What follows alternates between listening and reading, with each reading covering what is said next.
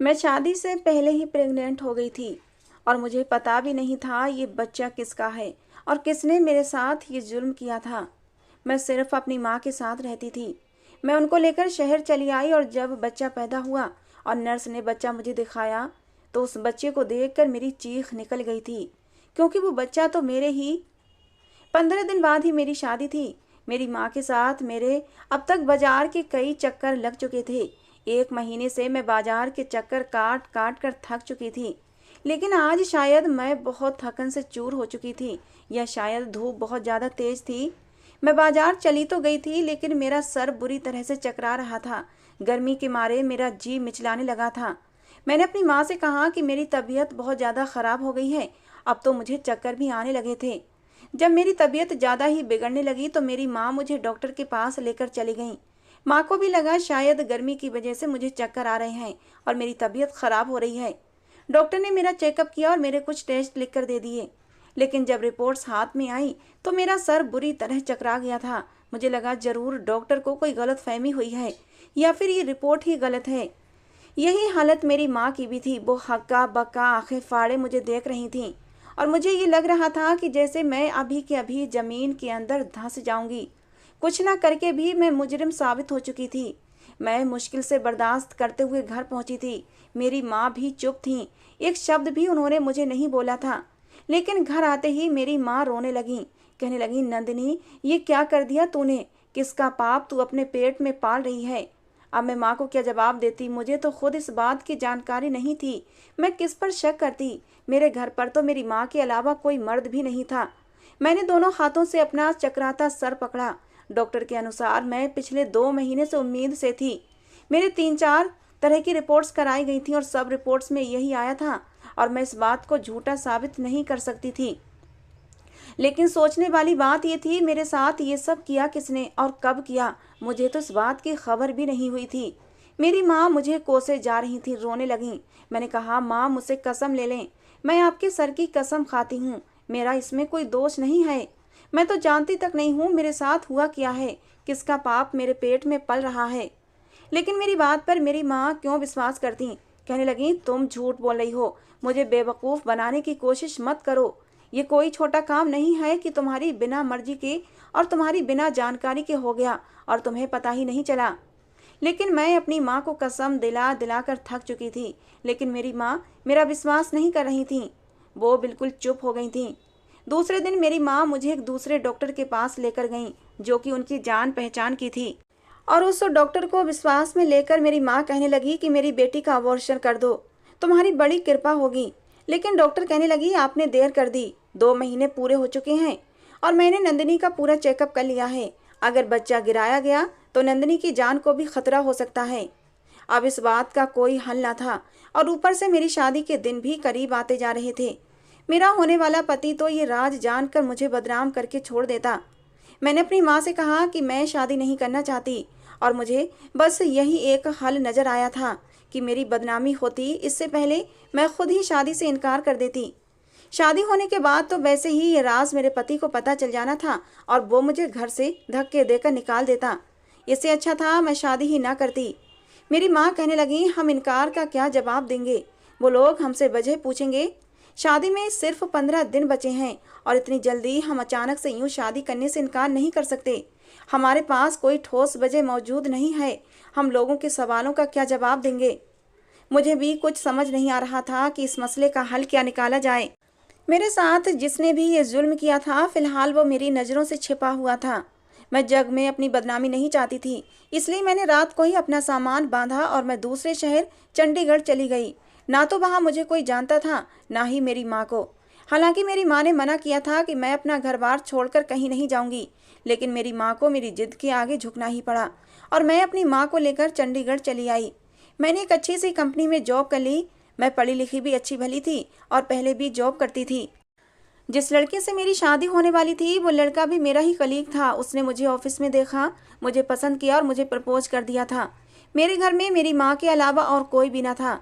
जब मैंने रोहित के बारे में अपनी माँ को बताया तो उन्हें भी इस रिश्ते पर कोई ऐतराज न था, क्योंकि रोहित के रिश्ते में कोई भी कमी नहीं थी। अच्छा पढ़ा लिखा, अच्छी जॉब से लगा हुआ लड़का था। घर में उसकी माँ और एक बहन थी। अच्छे पढ़े लिखे घराने से संबंध रखता था, इसलिए मेरी माँ ने खुशी खुशी रिश्ते के लिए हाँ कर दिया। और सबसे बड़ी बात, मैं रोहित को पसंद थी, तो फिर रिश्ते में कोई कमी नजर नहीं आई थी और इस तरह रोहित से मेरा रिश्ता तय हो गया था। मैं ये नहीं कहती मुझे रोहित से कोई दीवानगी की हद तक मोहब्बत थी, लेकिन वो अच्छा और काफ़ी सीरियस टाइप का लड़का था, काफ़ी शरीफ इंसान भी था, क्योंकि उसने मुझसे मोहब्बत के दावे करने के बजाय सीधा सीधा मुझे प्रपोज किया और दूसरे दिन ही अपना रिश्ता मेरी माँ के पास भेज दिया था। सब कुछ ठीक चल रहा था, लेकिन अब ये सोचकर मैं पागल होने लगी थी कि ऐसा भी मेरे साथ क्या हुआ, किस आदमी ने मेरे साथ ये जुल्म किया था, किसने मेरे साथ ये पाप कर दिया और मुझे खबर तक ना हुई। ये मेरी ज़िंदगी का एक अजीबोगरीब हादसा था जिसने मेरी रातों की नींदें बर्बाद करके रख दी थी। मैं अपनी गुजरी ज़िंदगी को सोच सोच कर पागल हो रही थी, लेकिन मेरे गुजरे अतीत में मुझे कुछ भी ऐसा याद ना आता था कि मैं शक करती। मैं और मेरी माँ रात के समय घर से निकले थे, इसलिए दूसरे दिन ही मेरे फ़ोन पर रोहित के नंबर से कॉल आई थी। शायद वो मुझे घर से गायब होने की वजह जानना चाहता था, लेकिन मैं उसे क्या बताती, इसके बारे में तो मुझे खुद भी पता न था। मैं जानती थी वो कभी भी इस तरह मुझे स्वीकार नहीं करेगा। मैंने अपना नंबर ही चेंज कर लिया और पुरानी सिम मोबाइल से निकाल कर तोड़ कर फेंक दी। मेरा दिल खून के आंसू रो रहा था। मेरी हंसती खिलखिलाती जिंदगी में गम के बादल छा गए थे जो छटने का नाम ही नहीं ले रहे थे। एक बार मेरा मन हुआ कि मैं रोहित को सारी सच्चाई बता दूं, हो सकता है वो मेरी तकलीफ को समझे, लेकिन मैं फिर खामोश हो गई क्योंकि मैं रोहित की आदत को अच्छी तरह जानती थी। एक बार उसने मुझे बातों बातों में कहा था, नंदिनी, मैं सब कुछ बर्दाश्त कर सकता हूँ, लेकिन बेवफाई हरगिज नहीं। मैं बेवफा ना थी, लेकिन ना जाने कैसे बदकिरदार हो चुकी थी। मेरी माँ भी मेरी इस गम की वजह से बीमार रहने लगी थी। यहाँ पर मैंने लोगों को यही कहा था कि मैं शादीशुदा हूँ और मेरा पति विदेश में रहता है। मेरे पास इसके अलावा और कोई दूसरा चारा भी न था। मैं झूठ बोलती। सुनने और कहने में बहुत अजीब लगता है कि मैं नहीं जानती मैं किसका पाप अपने शरीर में पाल रही थी। दिन ब दिन मेरी तबीयत अब खराब रहने लगी थी। अब मुझे खुद से ही घिन आने लगी थी। मैं रोती रहती, कई कई घंटे भगवान के सामने हाथ जोड़े खड़ी रहती और उससे कहती, हे भगवान, मैंने ऐसा कौन सा पाप किया था जिसकी सजा मुझे इस तरह मिल रही है। उधर मेरी माँ भी मुझे ढंग से बात नहीं करती थी। इससे पहले तो मेरी माँ मेरे बारी सदके रहती थी। मैं उनकी इकलौती औलाद थी, उनके जीने का इकलौता सहारा थी। मेरे पापा जब मैं 5 साल की थी मुझे अनाथ छोड़कर चले गए थे। तब से मेरी माँ ने ही मुझे पाल पोस कर बड़ा किया था। मेरी खातिर दूसरी शादी भी नहीं की थी। रंग रूप मैंने अपनी माँ का चुराया था। वही बड़ी बड़ी बादामी चमकदार आंखें, लंबे घने काले बाल जो कमर को छूते थे, दूधिया सफेद रंगत। देखने वालों की नजरें मेरे ऊपर से हटना भूल जाती थीं। कभी कभी तो मेरी माँ भी मेरी खूबसूरती से डर जाती थी। कहती, नंदिनी, जमाना बहुत खराब है, ऊपर से तेरी ये खूबसूरती, खुद को छुपा कर रखा कर। मैं माँ की बात को हंसकर टाल देती कि माँ, आपकी बेटी कोई कमजोर लड़की नहीं है। कोई भी आकर आपकी बेटी की इज्जत पर हाथ डाल देगा। अगर किसी ने ऐसा किया तो उसकी आंखें निकाल लूंगी। और आज मैं कैसे खून के आंसू रो रही थी। कोई मेरी इज्जत के साथ खेल गया था और मुझे पता भी नहीं था। ये कैसी कड़ी आजमाइश थी। जैसे तैसे समय गुजरता रहा और फिर वो समय भी आ गया कि मैं हॉस्पिटल में एडमिट हो गई। मैं नहीं जानती मेरे बच्चे का बाप कौन है, मैं किसकी औलाद को जन्म देने वाली हूँ। ना तो ये मेरी मोहब्बत की निशानी था और ना ही मेरे साथ की गई मोहब्बत में धोखेबाजी। वो एक नाजायज औलाद थी और ये दर्द मैं ही जान सकती थी कि मैं ये कैसे बर्दाश्त कर रही थी। औरत कभी भी ऐसे बच्चे को जन्म देना नहीं चाहती जिसे देखकर उसे घिन आए। मुझे भी उस बच्चे से घिन महसूस होती थी जिसने मेरी जिंदगी तबाह और बर्बाद कर दी थी। मैंने तो सोच लिया था कि मैं इस बच्चे को पैदा होते ही अनाथ आश्रम में दे दूंगी, क्योंकि मुझे इस बच्चे से कोई भी लगाव नहीं था, बल्कि मुझे इस बच्चे से नफरत थी जिसने मेरी पूरी जिंदगी बर्बाद कर दी थी। मुझे मेरी माँ की नज़रों में ही गिरा दिया था, यहाँ तक कि मैं खुद से ही नज़रें मिलाने के काबिल नहीं रही थी। 4 घंटे के दर्द को सहने के बाद मैंने एक बच्चे को जन्म दिया था और जब बच्चे की शक्ल देखी तो मेरे होश उड़ गए थे। बच्चे की गर्दन पर पड़ा वो पैदाइशी काला निशान मेरे सर पर आसमान गिरा गया था, क्योंकि उस बच्चे की शक्ल तो मेरे ही। ये उन दिनों की बात है जब मैं अपने ऑफिस के काम के सिलसिले में ऑफिस की टीम के साथ नैनीताल गई थी। मैं आर्किटेक्चर के नक्शे बनाती थी, मेरा यही काम था। नैनीताल में भी मैं इसी सिलसिले में गई थी। वहां पर एक होटल का नक्शा बनाना था और हम सबके काम का मकसद एक ही था। हमारी पूरी टीम के लिए हमारे बॉस ने एक होटल के कमरों को बुक कर रखा था। रोहित हमारे साथ नहीं गया था क्योंकि उन्हीं दिनों उसकी माँ बीमार थी। जिस दिन हम नैनीताल पहुंचे थे उस समय हर तरफ बर्फबारी शुरू हो चुकी थी, इसलिए रास्ते अक्सर बंद हो जाते थे और कई कई दिनों हमें होटल में ही कैद होकर गुजारना पड़ते थे। उन दिनों की बात है जब बर्फबारी बहुत तेजी से हो रही थी और नैनीताल आने वाले लोगों की गाड़ियां बहुत खतरनाक हादसे का शिकार हो गई थीं। कई गाड़ियां रास्ते में बर्फ फिसलने की वजह से फंस गई थीं और लोग वहीं गाड़ियों में ही दबे ठंड की वजह से जान से हाथ धो बैठे थे। यह हादसा ऐसा था कि हर दिल को तड़पाकर रख गया था। होटल के मालिकों ने 3 गुना बढ़ोतरी कर दी थी। उन्हीं दिनों हम भी अपने होटल के कमरों में कैद होकर रह गए थे। सर्दी की इतनी तेजी थी कि हीटर भी काम नहीं कर रहे थे। मुझे याद आने लगा उन्हीं दिनों होटल पर ग्राहकों का रश बहुत बढ़ गया था। लोग होटल का किराया लाखों में देने को भी तैयार थे। बहुत से लोगों ने इंसानी हमदर्दी के नाते अपने ही कमरों में लोगों को ठहराना शुरू कर दिया था। लेकिन मैं नहीं जानती थी मेरे साथ ऐसा घिनौना खेल भी वहां खेला जा सकता है। एक रात मेरे कमरे का दरवाजा बड़ी जोर से धड़धड़ाया गया था। मैं सर्दी के मारे डबल रजाई में भी कांप रही थी। मुश्किल से ही मुझे नींद आ रही थी कि तभी दरवाजे की दस्तक ने मुझे नींद से उठाया था। मुश्किल से उठकर मैंने कमरे का दरवाजा खोला तो उसी होटल का एक नौकर था। मुझसे कहने लगा, एक फैमिली समय बड़ी मुश्किल से इस होटल तक पहुंची है और उनकी बच्ची भी बहुत बीमार है। होटल का कोई भी कमरा खाली नहीं है। अगर आप एक रात के लिए उन्हें इस कमरे में ठहरा लें तो ये आपका उन बाप बेटी पर बड़ा एहसान होगा। मैं कुछ देर तो ये सोचती रही कि क्या करूं क्या न करूं, लेकिन मैंने इंसानी हमदर्दी के नाते अनुमति दे दी। कुछ ही देर में 30-32 साल का आदमी और एक 5 साल की बच्ची को गोद में लिए मेरे सामने खड़ा था। वो इस वक्त बेहद परेशान लग रहा था। कमरे में आते ही उसने अपनी बेटी को फौरन से बेड पर लिटाकर उस पर रजाई डाल दी। वो बच्ची बुरी तरह से कांप रही थी। वो आदमी खुद भी एक मोटी जैकेट पहने हुआ था। मुझे एहसान जताती नज़रों से देखने लगा। कहने लगा, मैं आपका एहसान किन शब्दों में अदा करूं? अगर आप मुझ पर एहसान न करती तो मेरी बच्ची को न जाने सर्दी के मारे क्या हो जाता। मैंने कहा, कोई बात नहीं। फिर वो कहने लगा, आप बस मेरी बेटी का ख्याल रख लेना, मैं तो कहीं भी समय काट लूँगा। ये कहकर वो कमरे से बाहर चला गया। मैंने उसकी बेटी को कंबल से अच्छी तरह लपेट दिया था और मैं खुद भी अपने बेड पर आकर लेट गई। वो बच्ची नींद की बेहोशी में भी बुरी तरह से कांप रही थी। मैं उसके बराबर लेट गई और उस 5 साल की मासूम बच्ची को अपनी गोद में भर लिया। कुछ देर में ही उस बच्ची की कपकपाहट खत्म हो चुकी थी। अब वो बच्ची गहरी नींद में सो चुकी थी। रात भर बर्फबारी होती रही थी और सुबह भी यही सिलसिला जारी था।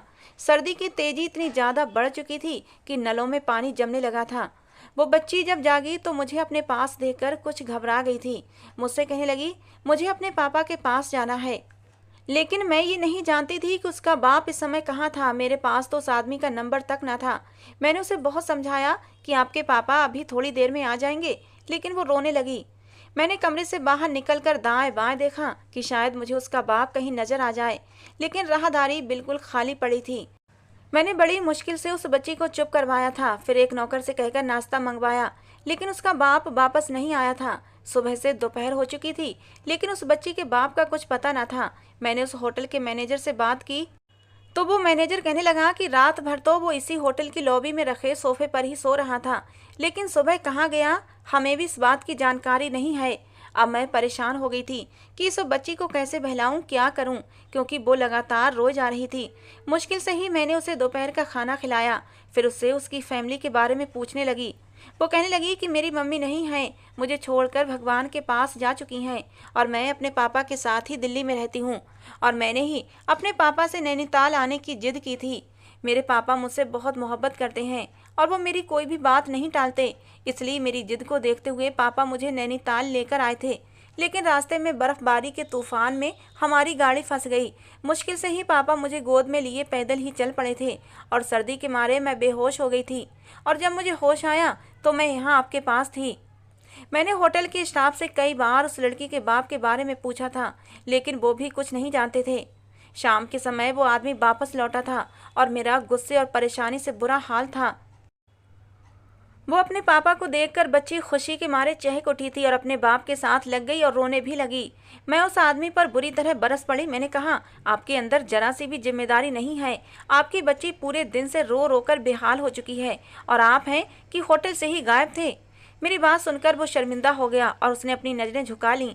कहने लगा, मैं माफ़ी चाहता हूँ, लेकिन सुबह होते ही मुझे मालूम हुआ कि रात की बर्फबारी के तूफान से बहुत सी गाड़ियाँ बर्फ़ के नीचे ढक चुकी थीं और रेस्क्यू टीम की तरफ से लोगों को मदद के लिए भेजा जा रहा था। इसलिए मैं भी वहाँ चला गया। बहुत से लोग अपनी जान से हाथ धो बैठे हैं, लेकिन बहुत से लोगों की जान हमारी मदद से बच भी गई है। बस मुझे वहाँ पर इतना टाइम लग गया। ये सुनकर मेरा गुस्सा जाता रहा था। वो आदमी एक अच्छे काम पर ही गया था, लोगों की जान बचाने का काम कर रहा था। मैं उस पर इतना गुस्सा कर बैठी। वो मुझसे कहने लगा, आज रात भी ऐसे ही तूफान की भविष्यवाणी की गई है। कल शाम तक शायद कोई हल निकल आए। जैसे ही रास्ते साफ होते हैं मैं फौरन से वापस चला जाऊंगा। आपने मेरी वजह से बहुत तकलीफ उठाई है। वो सफाई देने लगा। फिर मैंने कहा, चलो कोई बात नहीं, आपने जो भी किया लोगों को बचाने के लिए ही किया है और ऐसे मुश्किल समय में ही एक दूसरे का साथ नहीं देंगे तो क्या फ़ायदा ऐसी इंसानियत का। मेरी बात पर वो काफ़ी रिलैक्स हो गया था। रात तक वो मेरे ही कमरे में रहा, मुझे मेरे बारे में पूछता रहा और अपने बारे में भी बताता रहा। समय भी तो किसी तरह गुजारना था। कहने लगा, मेरी लव मैरिज हुई थी और मेरी बेटी की पैदाइश के बाद ही मेरी पत्नी बीमार रहने लगी थी। मेरी बेटी अभी सिर्फ 2 साल की थी कि जब मेरी पत्नी मुझे और मेरी बच्ची को इस दुनिया में अकेला छोड़कर चली गई। लेकिन उसके बाद मैं किसी और को अपनी ज़िंदगी में शामिल न कर सका, क्योंकि मुझे ये डर था कि दूसरी औरत मेरी बेटी के साथ सौतेला व्यवहार करेगी। शाम होते ही वो आदमी फिर से कमरे से बाहर चला गया था। उधर फ़ोन के सिग्नल भी बंद जा रहे थे। मैंने अपने फ़ोन को एक नज़र देखा तो कुछ मैसेज आए हुए थे। उधर रोहित मेरी खैरियत पूछ रहा था और मेरी वजह से परेशान था, क्योंकि नैनीताल के हालात के बारे में उसे भी पता चल चुका था। मेरी माँ भी बेहद परेशान थी, लेकिन फ़ोन के सिग्नल बहुत कम आ रहे थे। हम एक दूसरे से बात बहुत कम कर पा रहे थे। मुझे सबसे ज़्यादा चिंता अपनी माँ की थी, जो मेरी वजह से बहुत परेशान थी। मेरी माँ इस वक्त घर पर अकेली थी और वो मेरी वजह से किस तकलीफ से गुजर रही होंगी, इस बात का मैं अंदाज़ा लगा सकती थी। वो बच्ची कब की सो चुकी थी। मैंने खिड़की से पर्दा हटाया कि शायद फ़ोन के सिग्नल कुछ आ जाएं तो मैं अपनी माँ को अपनी खैरियत बता सकूं। इस वक्त तो हल्की हल्की बर्फबारी शुरू हो चुकी थी, लेकिन फ़ोन के सिग्नल ना होने के बराबर थे। मैंने सामने देखा तो कुछ फासले पर लोग अपने अपने मोबाइल पर बात कर रहे थे। मैंने सोचा हो सकता है वहाँ पर सिग्नल आ रहे हों। मैं भी वहाँ जाकर अपनी माँ से थोड़ी सी बात कर लेती हूँ और अपनी खैरियत की खबर सुना देती हूँ। कम से कम मेरी माँ रात को चैन से सो तो पाएंगी, क्योंकि वो मेरी वजह से बेहद परेशान थीं और परेशानी और टेंशन की वजह से उनका बीपी शूट कर जाता था। वो तो मुझे भी यहाँ भेजना नहीं चाहती थीं, लेकिन मैं अपनी नौकरी खोना नहीं चाहती थी। जब बॉस ने ये काम सौंपा था तो करना तो ज़रूरी था। मैं कुछ दिन के लिए ही आई थी, लेकिन बर्फबारी की वजह से फंस चुकी थी। मैंने अपनी गर्म शॉल उठाई, खुद पर ओढ़कर कमरे से बाहर निकल गई। उस वक्त रात के 11 बज रहे थे। होटल में सन्नाटा छाया हुआ था। सर्दी की वजह से सब अपने अपने कमरों में दुबके पड़े थे। मैंने होटल की लॉबी पर बिस्तर बिछे देखे थे। बहुत से लोग मजबूरन वहाँ सोने के लिए मजबूर थे। उस बच्ची का बाप भी कोने में लेटा हुआ था। मैंने बस एक ही नज़र उस पर डाली थी और वहाँ से निकल गई। मुझे बस अपनी माँ को तसल्ली देनी थी। इस वक्त तो हर तरफ बर्फ़ ही बर्फ़ थी। मैं चंडीगढ़ से यहाँ आई थी और चंडीगढ़ में सर्दी इतनी ज़्यादा नहीं थी। मैं इतनी ज़्यादा सर्दी बर्दाश्त करने की आदी नहीं थी। मुझे मोटे कपड़ों में भी सर्दी लग रही थी। बाहर हर तरफ बर्फ़ ही बर्फ़ थी। मैंने अपना मोबाइल ऑन किया, लेकिन सिग्नल अब भी कम थे। सामने लगभग 1 मील की दूरी पर कुछ लोग मोबाइल पर बात कर रहे थे। मैंने भी उसी तरफ जाने लगी। बार बार अपना मोबाइल भी देख रही थी कि जहां सिग्नल पूरे आते हैं वहीं अपनी माँ से बात कर लूं और वापस लौट जाऊं। मैं मुश्किल से ही बर्फ पर चल पा रही थी। आधे घंटे बाद मैं वहां पहुंच गई थी जहां कुछ सिग्नल आ रहे थे। मैंने अपनी माँ का नंबर मिलाया। उस वक्त मैं सर्दी के मारे बुरी तरह कांप रही थी। मेरी माँ ने फ़ोन उठाया। वो मेरे लिए बहुत परेशान थीं। कहने लगी, वहाँ की खबरें सुन सुनकर मेरा दिल दहल रहा था और सिग्नल न होने की वजह से तुमसे बात भी नहीं हो पा रही थी, इसलिए मैं बेहद परेशान थी। मैं अपनी माँ से बात कर रही थी कि बर्फबारी और भी तेज होना शुरू हो गई थी। एकदम ही ऐसा लगा कि बर्फ के गोले सर पर गिरने लगे हों। मैंने अपनी माँ से कहा, चलो माँ ठीक है, मैं वापस अपने कमरे पर जा रही हूँ क्योंकि बर्फबारी बढ़ने लगी है। मैं जल्दी से फ़ोन बंद किया और कोट की जेब में डाला और तेज तेज कदम उठाती होटल की तरफ बढ़ने लगी थी। लेकिन इस बर्फबारी की वजह से मेरे हाथ पैर कांपने लगे। बर्फबारी की वजह से अब मुझे चलना भी दूभर हो रहा था। जब बर्फ मेरे चेहरे पर पड़ती तो ऐसा लगता कि जैसे मेरा चेहरा सुन्न हो गया है। मेरे हाथ पैर भी सुन्न हो चुके थे। अब तो मैं सांस भी ठीक से नहीं ले पा रही थी। मैं जल्द से जल्द अपने कमरे तक पहुंच जाना चाहती थी, लेकिन एक जगह जाकर बर्फ में मेरे पैर धंस गए थे। मैं अपने आप को निकालने की कोशिश कर रही थी, लेकिन मेरे पैर नहीं निकल रहे थे और फिर मैं वहीं बर्फ पर औंधे मुंह गिर गई और बर्फ की तेजी भी बढ़ने लगी थी। धीरे धीरे मैं बर्फ में धंसने लगी थी। ऐसा लग रहा था कि ऊपर आसमान से गिरती बर्फ हर चीज को अपनी आगोश में समेट लेगी। सर्दी के मारे अब तो मेरे हाथ पैरों ने काम करना बंद कर दिया था। मैं खुद को उस बर्फ से निकालने की कोशिश कर रही थी, लेकिन ऐसा लग रहा था जैसे मेरे हाथ पैरों में जान ही ना हो। अब मुझे सर्दी बर्दाश्त नहीं हो रही थी। मैं उठने की कोशिश कर रही थी, लेकिन नाकाम थी। मुझे लगा अब मैं अपनी जिंदगी से हाथ धो बैठूंगी। जितने भी लोग आसपास खड़े थे और फोन पर बात कर रहे थे, बर्फबारी तेज होते ही सबने अपने अपने ठिकानों पर जाना शुरू कर दिया था। अब आसपास कोई भी दिखाई नहीं दे रहा था। सिर्फ मैं ही वहां पर अकेली बर्फ में फंसी हुई थी। मुझे लगा मेरी जिंदगी बस इतनी ही है। मैंने अपनी आंखें बंद कर लीं। मेरी सांसें मुझे डूबती हुई महसूस हो रही थीं। कुछ देर बाद ही मैं होश खो बैठी थी और जब मुझे होश आया तो मेरा पूरा शरीर आग की तरह तप रहा था। मेरे पूरे शरीर में दर्द भी हो रहा था। दर्द के मारे मैं करा रही थी। मैंने मुश्किल से ही आंखें खोली तो मैं अपने होटल के कमरे में ही थी।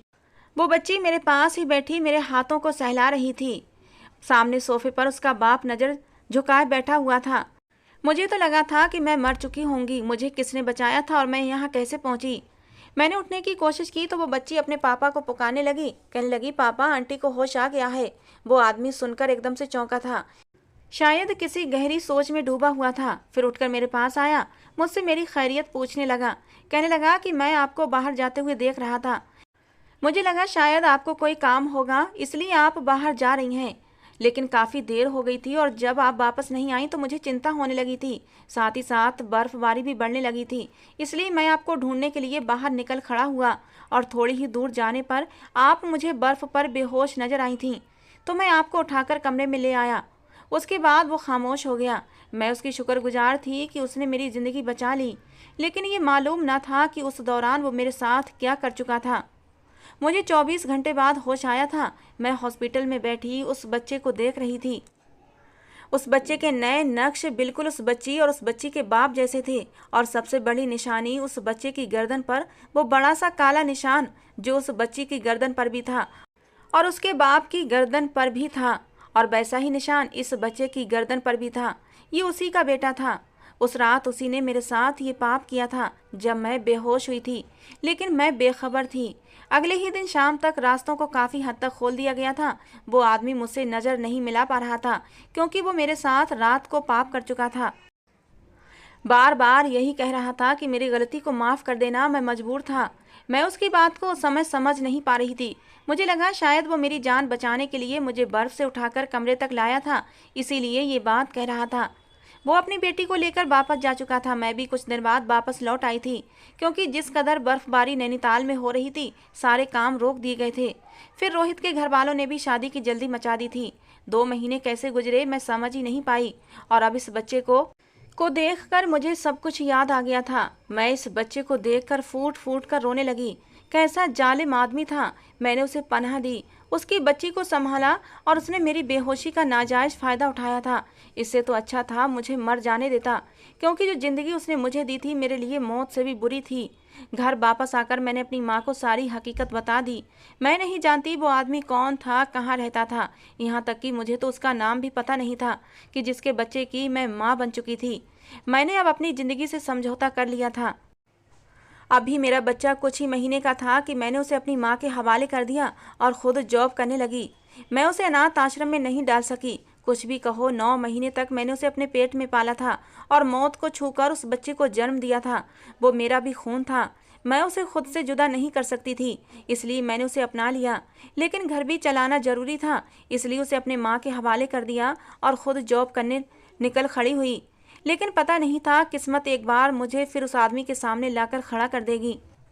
एक बार घर आई तो सामने उसी आदमी को अपनी माँ के साथ बैठे देखा तो मैं दंग रह गई थी। उसकी बेटी भी उसके साथ थी। खुद भी कुछ बिखरी सी हालत में था, शेप भी बड़ी हुई थी। मुझे देखकर खड़ा हो गया, अब भी किसी मुजरिम की तरह नजरें झुकाए हुए था। मैंने उसे नफरत से देखा था, लेकिन इससे पहले उसे कुछ कहती उसकी बेटी मेरे पास आकर मुझसे लिपट गई। कहने लगी, आंटी मैंने आपको बहुत मिस किया था। मैंने और पापा ने आपको बहुत ढूंढा, लेकिन आप न जाने कहाँ खो गई थीं। मैंने उस बच्ची को कोई जवाब नहीं दिया। मेरी माँ मेरे पास आई, कहने लगी कि इस आदमी को अपनी गलती का एहसास हो गया है। कब से ये हमारी तलाश में भटक रहा था और अब जाकर हमें तलाश कर पाया है। तुमसे माफ़ी भी मांगना चाहता है और तुमसे शादी भी करना चाहता है। मैंने ये सुनकर एक नफरत भरी नज़र उस पर डाली थी। वो नज़रें झुकाए किसी मुजरिम की तरह मेरे सामने खड़ा हुआ था। मैंने कहा, मैंने तुम्हारा क्या बिगाड़ा था जो तुमने मेरी ज़िंदगी बर्बाद कर दी और तुम्हें अब एहसास हुआ है अपनी गलती का। मुझे तुमसे कोई संबंध नहीं बनाना। उठाओ अपना बच्चा और निकल जाओ मेरे घर से।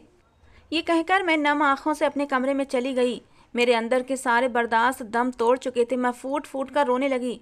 रोहित मुझे बेवफा समझ रहा होगा, जिसे मैंने उस इंसान की वजह से शादी से कुछ दिन पहले ही बिना बताए घर छोड़ दिया था। उसकी नज़रों में मैं बेवफा हो चुकी थी। वो आदमी मेरे कमरे में आ गया, मुझसे कहने लगा, नंदिनी एक बार मेरी बात सुन लें।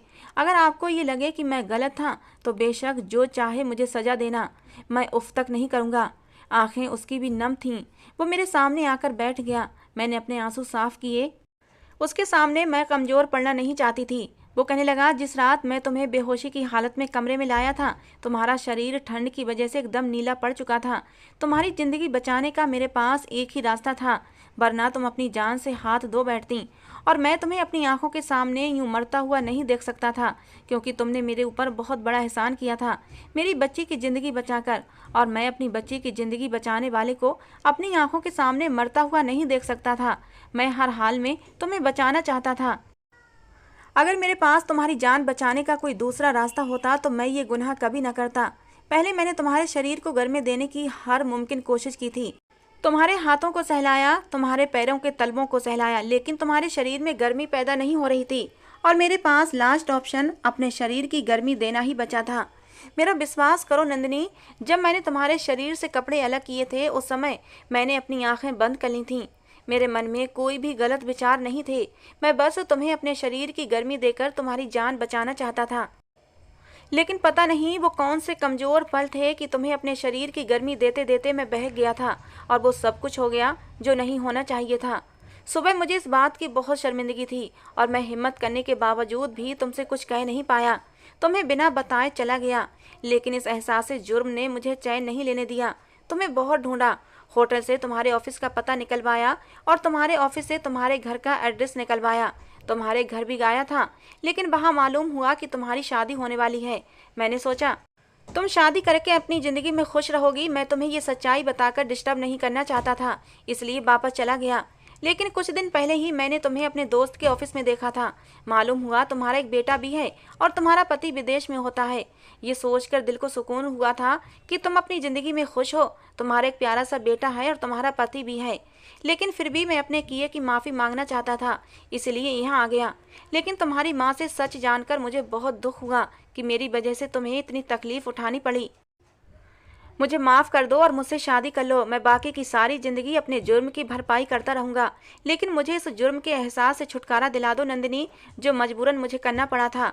वो रो रहा था, हाथ जोड़े मेरे सामने हिचकियों से रो रहा था, और मैं हाँ ना करती तो फिर क्या करती।